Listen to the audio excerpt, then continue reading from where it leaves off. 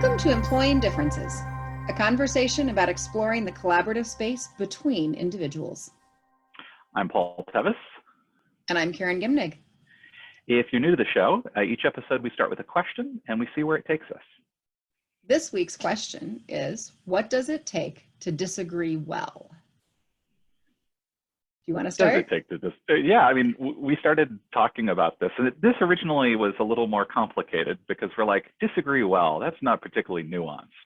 But I do think fundamentally that's kind of what this is about, right? It's like when we talk about exploring and finding that space between us in collaboration, right? It's actually about recognizing and employing and making use of the fact that we have differences. Right? The fact that we're not both the same is actually important to that. And that's kind of, I think, where disagreeing becomes important. Mm-hmm. Yeah, we were talking earlier about mindset. And so much of how we're raised is that what we're trying to do is agree with each other. And that if we disagree, we're a troublemaker. If we disagree, we're creating the problem. We're the person that's disrupting things. And we probably are disrupting things. And I think where we're heading with this is that disruption is the thing that makes collaboration work well. If I want to just work with people just like me, then why do I need anybody else? I'm good on my own. So if I want to work with someone else, the value of that is exactly the space where we are not aligned or not in agreement or don't have the same thoughts or ideas. Yeah. So that's hard, right? It's like we're signing ourselves up for people to disagree with us. Like when we invite ourselves into that collaborative space, whether we recognize it or not, but we are actually asking people to push us, to challenge us, to disagree with us, and that's not easy. What is it that I'm curious, like what you found that works well for helping us stay in that space? That's so funny because you said it in your question. Curiosity, I think, is so key. Is that like, I think our instinct is to receive disagreement as attack, as threat. And so we defend. And if we can go, wait a minute, this isn't an attack. I don't have to defend. What I need to do is get really interested and curious. Where is that coming from? And the more different it is, the more confusing it is to me, or the more unfamiliar, the more curiosity is called for, I think. Yeah, I'm wondering if I absolutely agree. And I'm wondering if we're maybe getting a little abstract here. I'm wondering if a situation or an example might help ground this a little bit. Something that's, as we were talking about recently, just juicy enough. Or as someone said, juicy but safe. Right, where there's energy around it, right? And those are actually sometimes like the really good topics to have useful disagreements around. Is like, it's like, and to practice, disagreeing well is like, what's something where we know that we see differently on this and we care about it, but it also feels safe and contained, and we can kind of use that as a practice space. Nothing is coming to mind right away for me right now. Do you have an example or a situation? Not a live one, but I'm sort of thinking, the hypothetical, it can even be something as simple as something procedural. Are we going to, are we going to hit record? At what point are we going to hit record on this new podcast we're doing? I was wondering if we were going to get meta on this. Well, and it was interesting. Like, okay, so sure, why not? Let's go there. We were talking when we were setting some of this stuff up last week. And I could tell you just kept saying, so could we hit record now?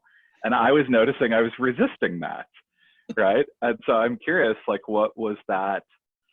What do you think was happening there? What was that situation like? What were we doing that actually was useful?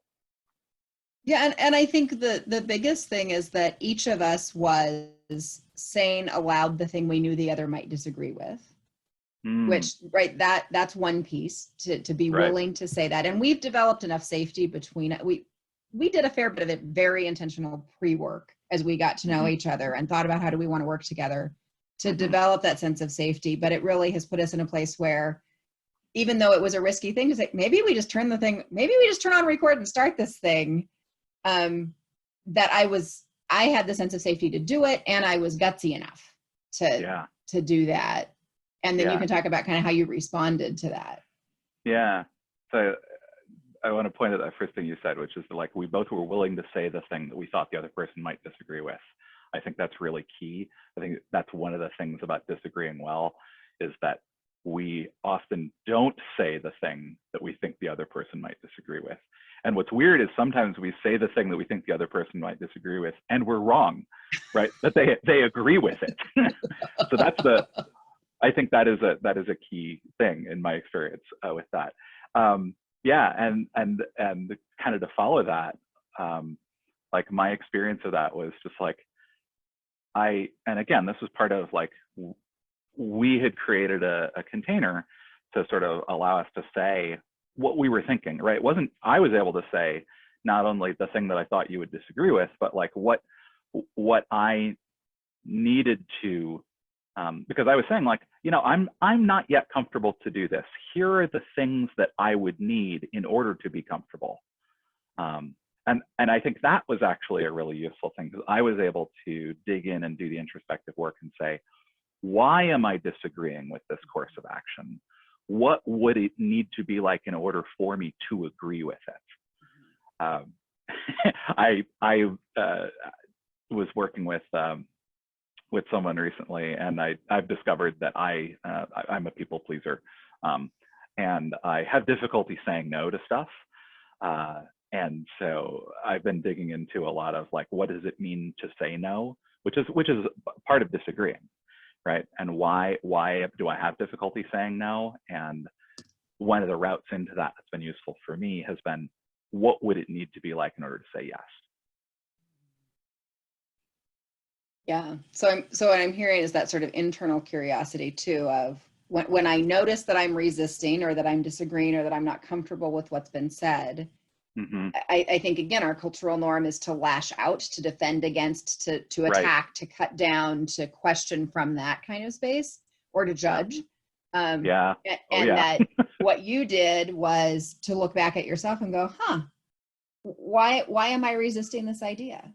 Yeah. And there's a piece within that I think it's a little nuanced and a little not as tangible, a little out there, but I think there's a piece of that you had enough respect for me to figure there must have been something worthwhile, right? Like, right. You didn't dismiss me as a crazy person. You said, okay, so I may not want to do what she wants to do, but there must be some value in it. And if I assume the value of that other person, if I assume their intelligence and that they're reasonable and that they come from a good place, then it's natural to look at, okay, so there's some merit over there. Why am I resisting it? Yeah. And not to shut down my resistance, but to lean into it and get curious and let myself build self-awareness as a result of that difference. Yeah, because so what you're pointing at is that curiosity needs to go sort of all directions, right? It's not just, I want to be curious about what's going on with the other person. I also need to get curious about what's going on with me.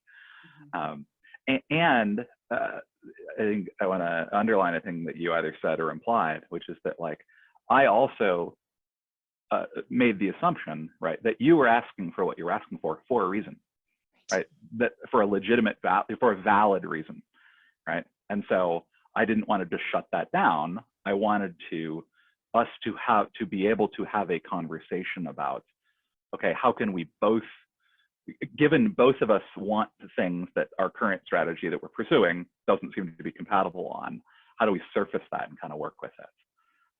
Rather than saying, you know, I didn't prioritize your needs over mine or my needs over yours. We kind of said like, both of those are valid. How do we work with that? Yeah. And this, I think, is that space between that in these conversations we're wanting to reach for, is that what I had in mind wasn't the perfect thing. What you had in mind wasn't the perfect thing. The thing that is generating this thing that seems to be successful is the space between that we found in the curiosity. Right.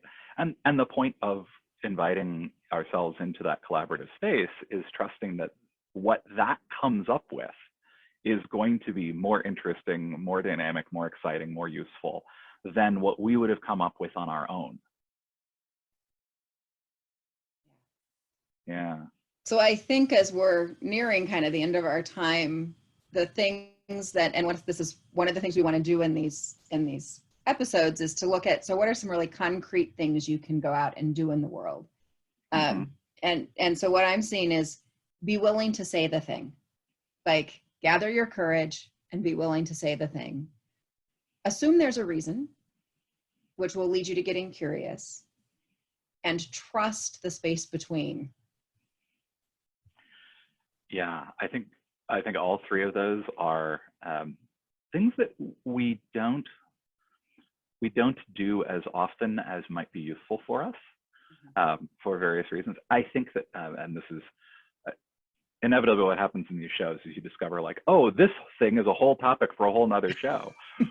But like the thing that underlines some of those things is very explicit things that you and I did and sort of co-created to allow us to be able to do those things more safely and to trust that they would work more than we might normally trust that they would in other contexts or other interactions. And I think that might be an interesting thing to talk about at some point in the future. But yeah, I think those three things are absolutely, and I think I'd underline and add to that, like if you find yourself not being able to do those things, get curious about that. Why is that? What's under that?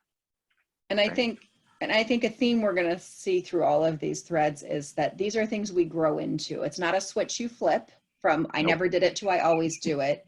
It's I lean into just a little more vulnerability. I try just a little bit of a new thing and gradually build these practices. Yeah. In my coaching work, we talk about people's growing edge, right?